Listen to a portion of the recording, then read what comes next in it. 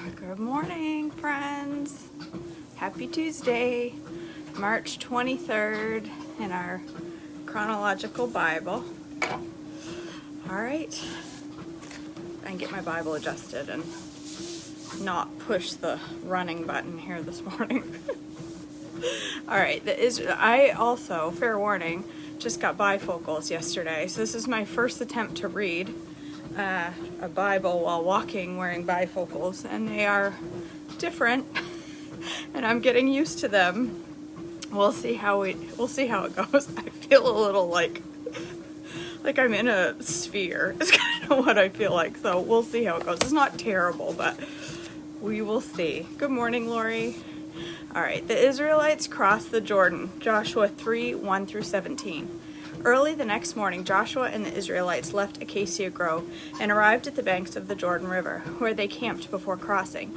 3 days later, the Israelite officers went through the camp, giving these instructions to the people. When you see the Levitical priests carrying the Ark of the Covenant of the Lord your God, move out from your position and follow them. Since you have never traveled this way before, they will guide you. Stay about half a mile behind them, keeping a clear distance between you and the Ark.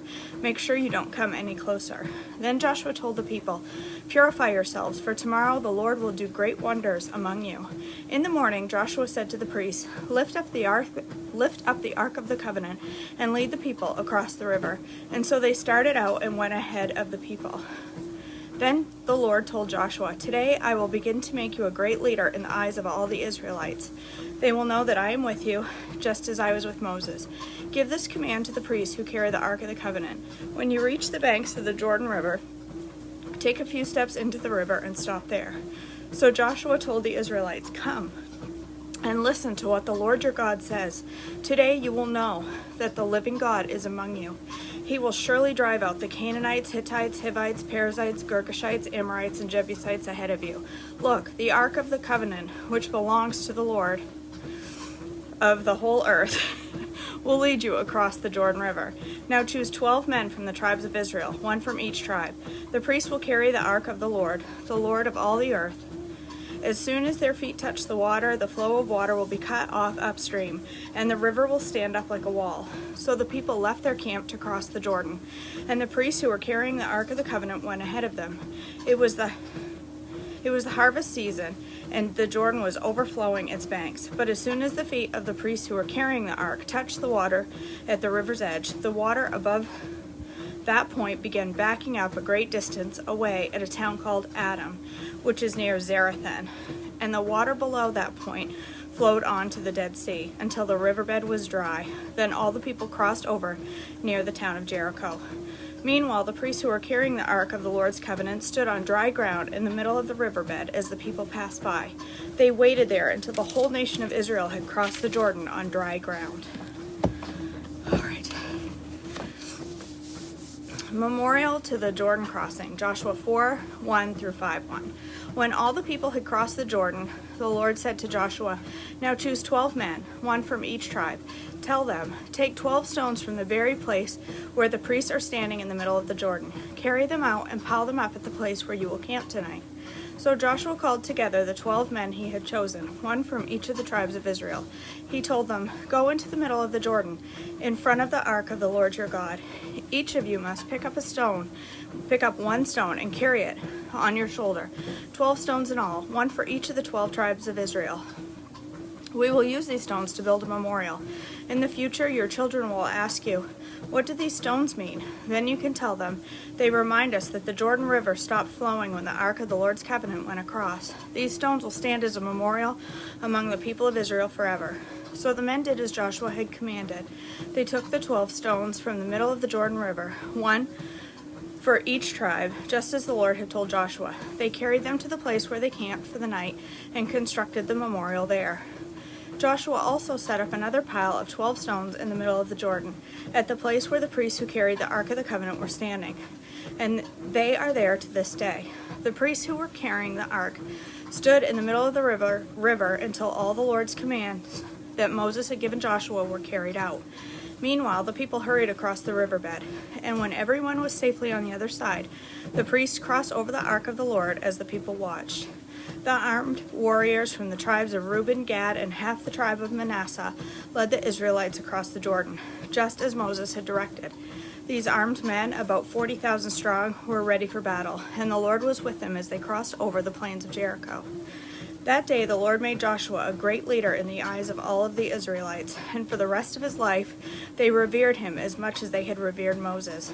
Then the Lord said to Joshua, "Command the priests carrying the Ark of the Covenant to come up out of the riverbed." So Joshua gave the command, and as soon as the priests carrying the Ark of the Lord's Covenant came up out of the riverbed, and their feet were on high ground, the water of the Jordan returned and overflowed its banks.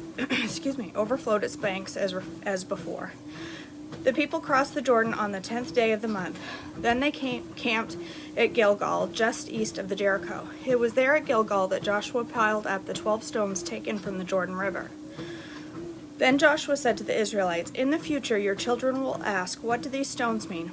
Then you can tell them, 'This is where the Israelites crossed the Jordan on dry ground. For the Lord your God dried up the river right before your eyes, and he kept it dry until you were all across, just as he did at the Red Sea, when he dried it up until we had all crossed over. He did this so all the nations of the earth might know that the Lord's hand is powerful, and so that you might fear the Lord your God forever." When all the Amorite kings of the west of the Jordan and all the Canaanite kings who lived along the Mediterranean coast heard how the Lord had dried up the Jordan River so the people of Israel could cross, they lost heart and were paralyzed with fear because of them. Okay, Israel reestablishes covenant ceremonies. Joshua 5:2-12. At that time the Lord told Joshua, "Make flint knives and circumcise the second generation of Israelites." So Joshua made flint knives and circumcised the entire male population of Israel at Gibeath Haraloth. Joshua had to circumcise them because all the men who were old enough to fight in battle when they left Egypt had died in the wilderness. Those who left Egypt had all been circumcised, but none of those born after the Exodus during the years in the wilderness had been circumcised. The Israelites had traveled in the wilderness for 40 years until all the men who were old enough to fight in the battle when they left Egypt had died. For they had disobeyed the Lord, and the Lord vowed he would not let them enter the land he had sworn to give us, a land flowing with milk and honey. So Joshua circumcised their sons, those who had grown up to take their father's places, for they had not been circumcised on the way to the promised land. After all males had been circumcised, they rested in the camp until they were healed. Then the Lord said to Joshua, "Today I have rolled away the shame of your slavery in Egypt." So that place has been called Gilgal to this day. While the Israelites were camped at Gilgal on the plains of Jericho, they celebrated Passover on the evening of the 14th day of the first month. The very next day they began to eat unleavened bread and roasted grain harvested from the land. No manna appeared on the day they first ate from the crops of their land, and it was never seen again. So from that time the Israelites ate from the crops of Canaan. The Lord's commander confronts Joshua. Joshua 5:13-15. When Joshua was near the town of Jericho, he looked up and saw a man standing in front of him with a sword in his hand. Joshua went up to him and demanded, "Are you a friend or a foe?" "Neither one," he replied. "I am the commander of the Lord's army." At this, Joshua fell with his face to the ground in reverence. "I am at your command," Joshua said. "What do you want your servant to do?" The commander of the Lord's army replied, "Take off your sandals, for the place where you are standing is holy." And Joshua did as he was told. I just got goosebumps. The Fall of Jericho, Joshua 6:1-27. Now the gates of Jericho were tightly shut because the people were afraid of the Israelites. No one was allowed to go in or out or in. But the Lord said to Joshua, "I have given you Jericho, its king, and all of its strong warriors. You and your fighting men should march around the town once a day for 6 days. 7 priests will walk ahead of the ark, each carrying a ram's horn. On the 7th day you are to march around the town 7 times, with the priests blowing the horn. When you hear the priests give one long blast on the ram's horn, have all the people shout as loud as they can. Then the walls of the town will collapse, and the people can charge straight into the town." So Joshua called together the priests. "Take up the ark of the Lord's covenant and assign 7 priests to walk in front of it, each carrying a ram's horn." Then he gave orders to the people, "March around the town and the armed men will lead the way in front of the ark of the Lord. After Joshua spoke to the people, the 7 priests with the ram's horns started marching in the presence of the Lord, blowing the horns as they marched. And the ark of the Lord's covenant followed behind them. Some armed men marched in front of the priests with the horns, and some behind the ark, with the priests continually blowing the horns. Do not shout. Do not even talk, Joshua commanded. Not a single word from any of you until I tell you to shout. Then shout. So the ark of the Lord was carried around the town once that day, and then everyone returned to spend the night in the camp. Joshua got up early the next morning, and the priests again carried the ark of the Lord. The 7 priests with the ram's horns marched in front of the ark of the Lord, blowing their horns. Again, the armed men marched both in front of the priests with the horns and behind the ark of the Lord. All this time, the priests were blowing their horns. On the second day, they again marched around the town until they had returned to the camp. They followed this pattern for 6 days. On the 7th day, the Israelites got up at dawn, marched around the town as they had done before. But this time, they went around the town 7 times. The 7th time around, as the priests shouted the long blast on their horns, Joshua commanded the people, "Shout, for the Lord has given you the town of Jericho. Jericho and everything in it must be completely destroyed as an offering to the Lord. Only Rahab the prostitute and the others in her house will be spared, for she protected our spies. Do not take any of the things set apart for destruction, or you yourselves will be completely destroyed, and you will bring trouble on the camp of Israel. Everything made from silver, gold, bronze, or iron is sacred to the Lord, and must be brought into his treasury." When the people heard the sound of the ram's horn, they shouted as loud as they could. Suddenly, the walls of Jericho collapsed, and the Israelites charged straight into the town and captured it. They completely destroyed everything in it with their swords, men and women, young and old, cattle, sheep, goats, and donkeys. Meanwhile, Joshua said to the 2 spies, "Keep your promise. Go to the prostitute's house and bring her out, along with her family."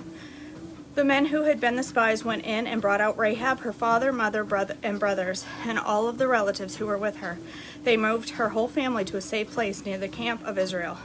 Then the Israelites burned down the town and everything in it.